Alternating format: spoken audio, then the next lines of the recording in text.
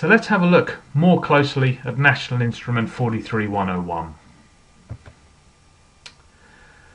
So there are a number of stock exchanges which Fortuna silver mines trade on throughout the world.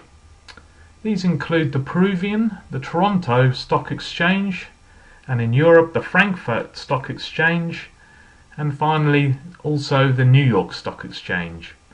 However, the most important stock exchange that we trade on is the Toronto Stock Exchange.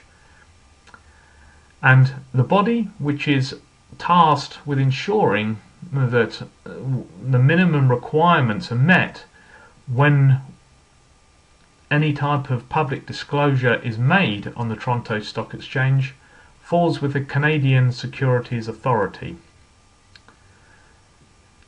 And in terms of that, they've set out a series of documents which allow us to ensure that when we make any type of public disclosure, that we are following the rules and regulations as far as they've set out, and we're not including anything which may be misconstrued by the public.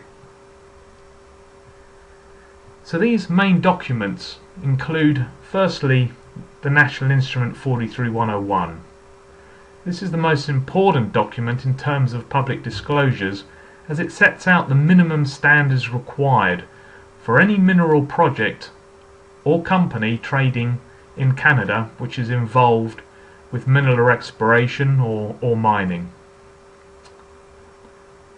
In terms of trying to help us understand the instrument fully, there is also a companion policy, the 43101 CP, which goes along with National Instrument 43101. Within that is more detailed explanations of particular phrases or particular wordings to ensure that the document is followed and fully understood. In certain circumstances, a technical report will need to be filed on SEDAR. This is the public available website which allows you to download that information from any mining company which is producing a technical information formula, and the technical report is standardized in such a way that it ensures that each company reports and produces the information in a clear and concise manner in a standardized format. To ensure this is performed, there is a Form 43101 F1 which sets out clearly exactly how a technical report needs to be set in terms of each section and what the expectations are for the information to be included within each section. So this is very clear in terms of allowing us to be able to understand exactly the type of information which needs to be made available to the public. And the technical report needs to be set out in a fashion where technical and scientific information can be relayed in a way that ordinary people and traders will be able to understand the terminology and the information which is contained within it.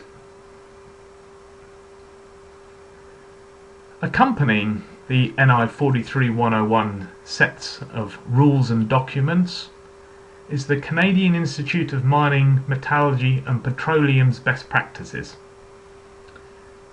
Within there, they set out exactly what they deem to be the best way in terms of running a mineral resource and mineral reserve estimation. This is very assisting in terms of providing a detailed pathway for a reasonable resource and reserve estimate to be conducted, and it ensures that the correct process is undertaken to allow that information to then be relayed within the technical report. Supporting the best practices is the CIM definition standards.